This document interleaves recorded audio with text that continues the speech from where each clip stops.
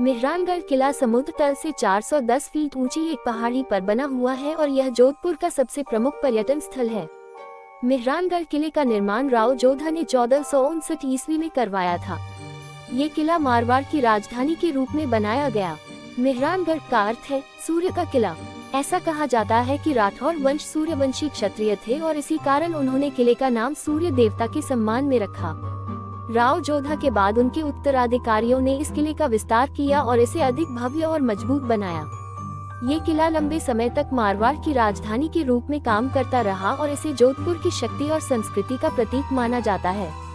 किले में 7 विशाल द्वार हैं, जिनमें जय पोल, फतेह पोल, दौड़ कंदूरा पोल और लोहा पोल प्रमुख हैं। प्रत्येक द्वार किसी न किसी ऐतिहासिक घटना से जुड़ा हुआ है। किले की दीवारें 36 मीटर ऊंची और 21 मीटर चौड़ी हैं। ये किला अभेद्य था और दुश्मनों के लिए इसे पार करना असंभव माना जाता था।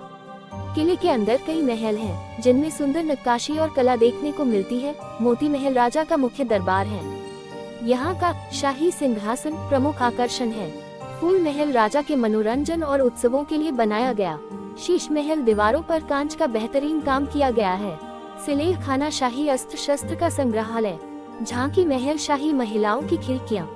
किले की दीवारों और महलों में बारीक झरोखे और नक्काशी का काम किया गया है, जो उस समय की उत्कृष्ट कला को दर्शाता है।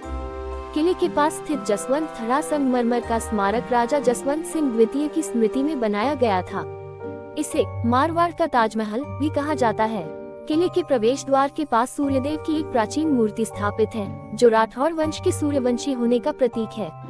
पहाड़ी पर बने इस किले से पूरा जोधपुर शहर और आसपास का इलाका देखा जा सकता है।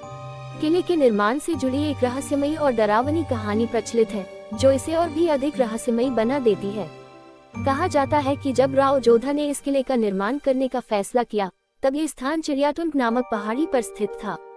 लेकिन इस पहाड़ी पर एक साधु चिड़ियानाथ योगी तपस्या कर रहे थे।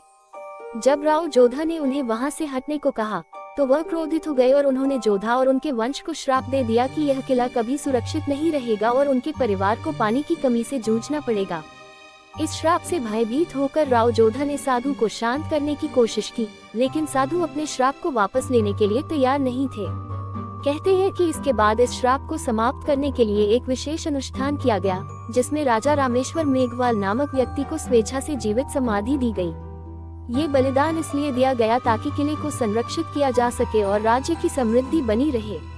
आज भी किले के प्रवेश द्वार के पास राजा रामेश्वर की समाधि स्थित है, जहां लोग उन्हें श्रद्धांजलि देने जाते हैं। इस श्राप का प्रभाव कथित रूप से जोधपुर शहर पर देखने को भी मिला। ये कहा जाता है कि जोधपुर में जल संकट हमेशा बना रहता था और शाही परिवार ने इसे दूर करने के लिए कई जल स्रोतों का निर्माण करवाया। इसके बावजूद कई वर्षों तक ये समस्या बनी रही, जिसे लोग साधु के श्राप का प्रभाव मानते हैं। ये रहस्यमयी कहानी आज भी मेहरानगढ़ किले को एक अद्वितीय और ऐतिहासिक पहचान देती है। कई लोग इसे सिर्फ एक किंवदंती मानते हैं, लेकिन स्थानीय लोग इस पर गहरा विश्वास रखते हैं। क्या ये सिर्फ एक कहानी है या फिर इसमें कोई सच्चाई छिपी है? ये रहस्य आज भी अनसुलझा बना हुआ है। किले के पास स्थित राव जोधा डेजर्ट ड्रॉप पार्क मरुस्थलीय पौधों और जैव विविधता को संरक्षित करने के लिए बनाया गया है। किले से जोधपुर के प्रसिद्ध उमेद भवन पैलेस का अद्भुत नजारा देखा जा सकता है। मेहरानगढ़ किला कई बार मुगलों और मराठों के बीच संघर्ष का केंद्र रहा। किले की मजबूत दीवारों और रणनीतिक स्थिति ने इसे दुश्मनों के आक्रमण से बचाया।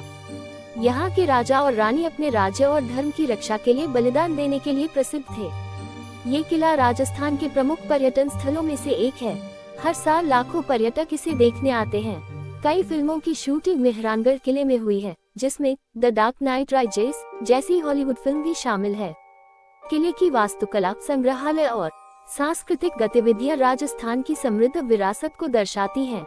Thanks for watching. If you like this video then do like, share and subscribe to my YouTube channel for more videos.